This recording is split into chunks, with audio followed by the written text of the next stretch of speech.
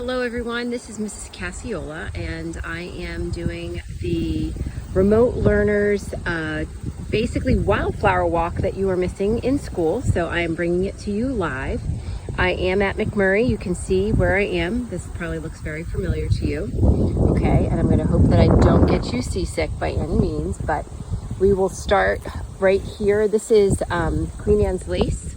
Okay, Queen Anne's lace is on our PowerPoint. And you can see the Queen Anne's lace, it looks like a storm might be coming. So I'm going to try to do this quickly.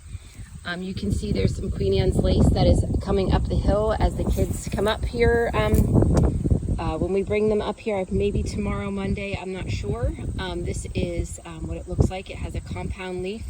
And when you look at the slides, you can see more detail as this is blowing in the wind. But you can see it is a wildflower, but also considered to be a weed due to where it's located. And you can see it did not get cut. All right, that moves me. We're going to move up the hill, and I'll do this in some segments. I have right here this is yarrow. Okay, yarrow is not usually brown. It is usually white, but you can see it's the end of the growing season for this flower.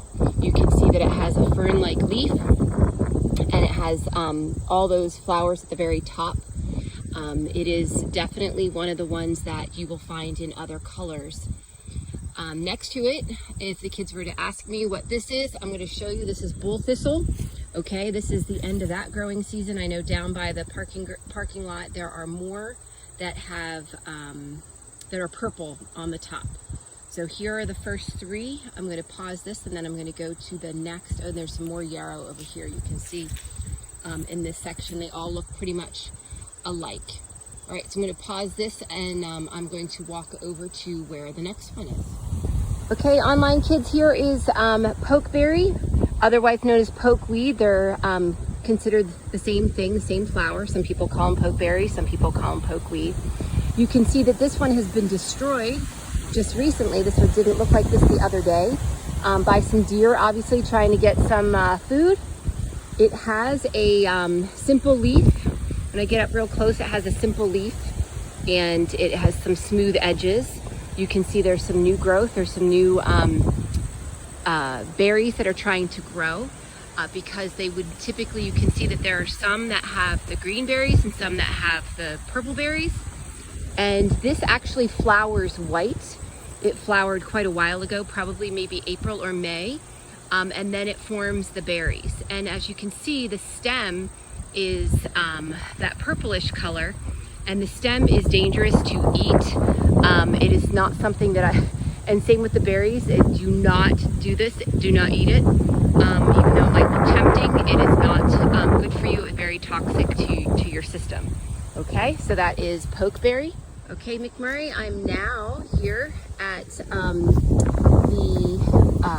yellow crownbeard. A close up of the yellow crownbeard. You can see it is yellow. The flower is yellow. You can see that the leaf is a simple leaf. Okay, it's blowing in the wind, and it's smooth edges.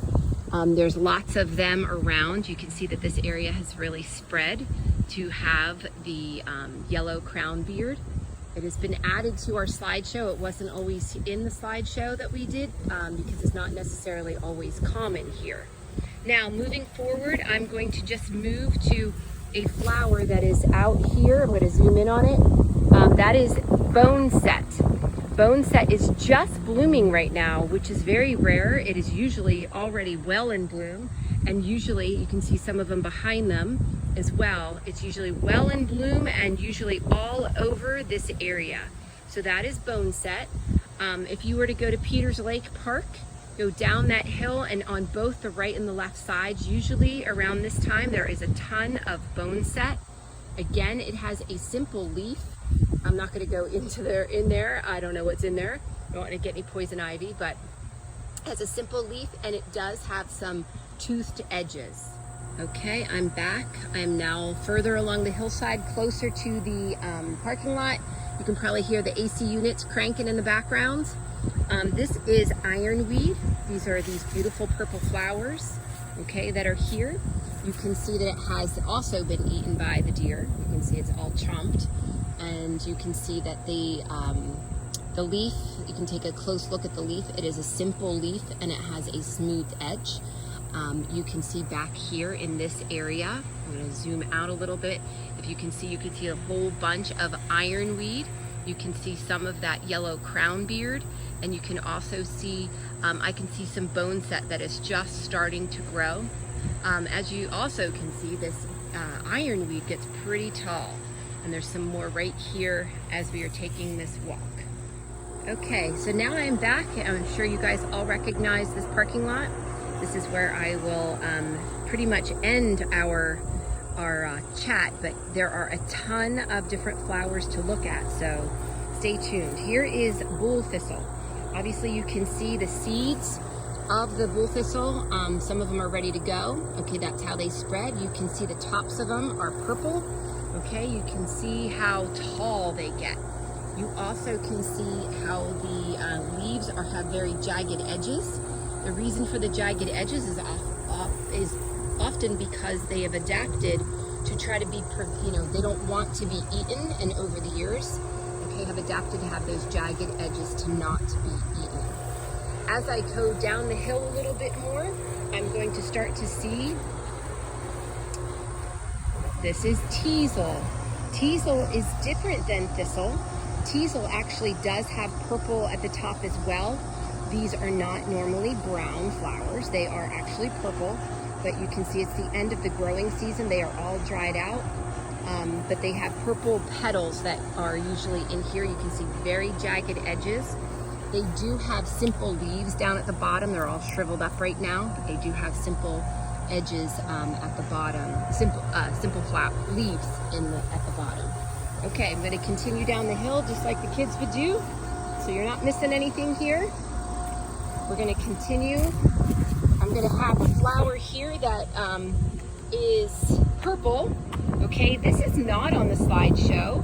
The reason it's not is because it hasn't been here for a while, and this is actually Joepy weed, and we can look that up separately. It's Joepye weed, and it's a pretty flower. It's obviously a pinkish purplish color, and it typically grows in this area, but we haven't seen it in a while. So when I took my walk the other day, I was pretty happy and surprised to see that it was there. So that is Joepy weed. Continuing on, I think you just saw a weather alert pop up on my phone, sorry. Okay, so you're gonna start to see purple, okay, that comes up here. You're gonna see purple, okay, in the background. That's that purple loosestrife. And we're gonna get to that in just a minute. That's that invasive species, okay? I'm gonna continue with the dreaded ragweed. This is ragweed here, if you can see it here closely. It is a flower first, and that's where the pollen comes from, and that's where your allergies during this time of the year are typically really from. They have compound leaves that have many different little parts to them. You can see how there's all kinds of parts. It kind of looks very fern-like. So I'm going to move along. Okay, you can see all kinds of things mixed in here. There's your purple loosestrife, that invasive plant. You can see some more teasel. Anything new, we can see some more purple loosestrife. This is along the parking lot with the loud AC unit in the back. Some more teasel. Okay. We also have back to our Queen Anne's lace again. That's in this area. Now I'm moving along, and I'm going to find this really tall plant that again this one is not in the slideshow because this has not been here for a very long time. This is what we call mullein, and I can pull that up. You can pull it up on the screen. It's M-U-L-L-E-I-N. Mullein, you can see, has yellow flowers at the top. That whole top part actually has yellow flowers at one point. There's little ones sticking out. You can see these leaves are actually very soft and silky. Okay, not rough at all, and they're considered to be simple and smooth. So that pretty much wraps up anything new. I'm trying to see if there's anything new to report on it, with the exception of cattail. So I'm going to stop and pause right now, and I'm going to move over to the cattail. Okay, McMurray, there's a picture of on our walk here. I just saw some white clover. Obviously, we know that clover comes in a couple different colors, and you can see that they usually have a compound leaf that is usually smooth on the edges, and they usually grow in threes, unless you're lucky and you find a four-leaf clover. All right, and pretty much our last flower that we're gonna look at, and yes, it is a flower, okay, is the cattail. And we find it over here, yes, by the bus garage. You also see it over by the playground. Cattail is a flower, believe it or not. It looks like corn dogs on a stick. It is brown, and then look what happens to it when it dries up. Okay, those are loaded with seeds, those little white things, and those will fly away soon. You can see that this is usually much wetter because we haven't had much in the way of rain.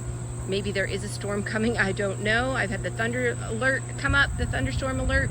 You can see some pretty tall bull thistle too. So that wraps up the wildflowers. I'm actually going to look to see if I can find chicory, because that was out here the other day, to add to this. But there is the cattail.